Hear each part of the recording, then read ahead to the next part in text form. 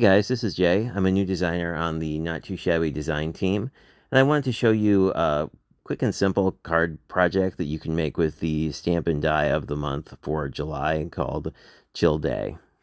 And this one I was thinking we'll use the stamps less as colored images and more as just sort of, more sort of graphic design kind of images, which I always kind of like. And I thought I would start by doing a little bit of ink blending. I grabbed a top fold or a side folding A2, and then I also just cut a matte piece out of this sunny yellow cardstock. So I was thinking like a light green would work really well. So I just grabbed this guy here. This is the Matcha from Catherine Pooler. And I really like her inks, but what I really like to do often is just sort of come in from the side and just sort of create an interesting pattern. And generally, I try and leave the center a little bit less dark so that it sort of pulls your focus. Wow, words today. Pulls your focus towards that. And I'm just inking on some Nina cardstock here. And I'm going to, like these two corners are a little light, so I'm just going to pull in a little more ink.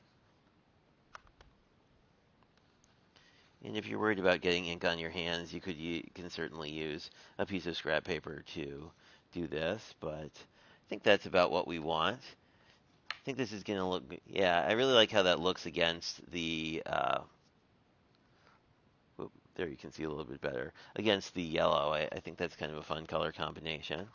Let me cover my ink before I get it all over my hand somehow. And just going to clean off any excess. Then we can bring the panel in and sort of decide how we want to lay this out. Since we have some interest going on here, I think I'm going to figure out what I want my sentiment to be. I think I really like life is better with sprinkles. I think that's a fun sentiment. So I'm going to put that mostly in the center. And then I'm going to grab some of these little ice creams and just kind of put them around. Think, and at like fun angles too, to not have it be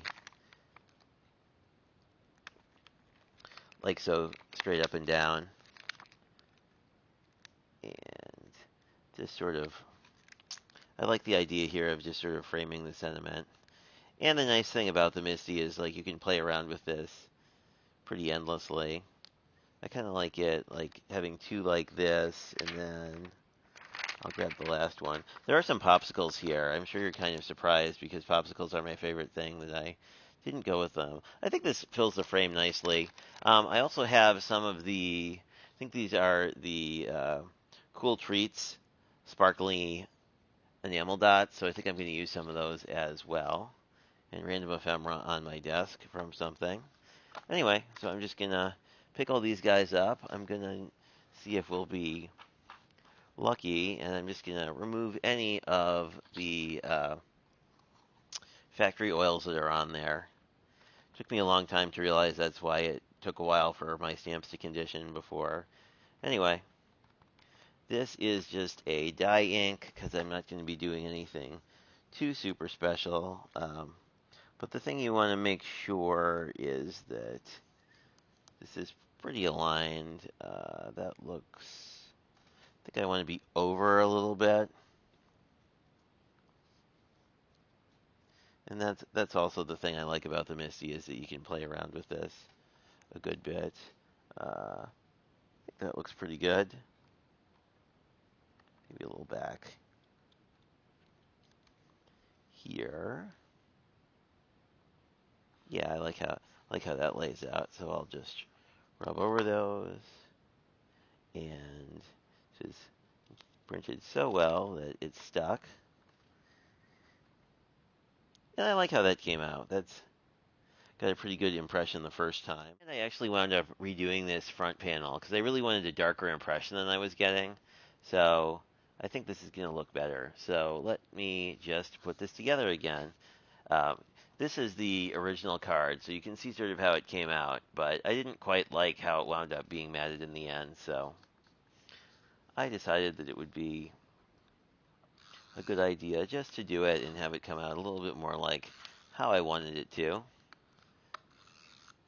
I am certainly going to use the other card, but to me it's sort of more of a friends and family card now as opposed to one that I would want to sell. So let's just... The one downside to me with tape adhesive is it's tricky to get the panels on perfect. But I mean, it's also a handmade card, so I mean, some people prefer it to be a little less perfect, but I don't know.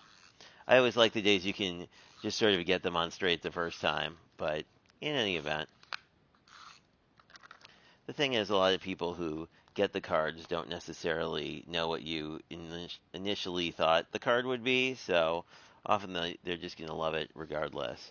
So anyway, here we go. This is a little more, let's just get that little adhesive fuzzy off. So I think I'm going to still use the same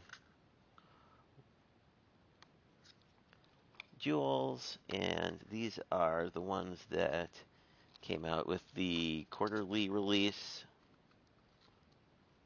And that one, I think, is not quite where I want it. We will pull that off and try again. I think I want it more like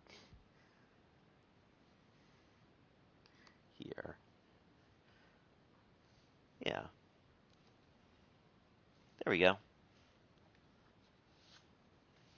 Actually, I think I may go and grab a couple of these little ones just to add a little bit more. I don't know. I feel like when you don't know if it's the right number of little ephemera piece, well, a little bling pieces, it's always good to add a couple more. So I like how this came out. Let me just get you in the good light so you can see it. And I think it just turns into a really nice any occasion card. You know, you could use it for a thank you, birthday, whatever. I tend to leave the insides blank because then you can just put like a sub sentiment in here whenever you're ready to use it for something. But this one you could use for practically anything. I really love how graphic these particular stamps are because it makes them really fun to color, like you saw in the first card. Anyway, thanks for checking this out, and talk to you guys later.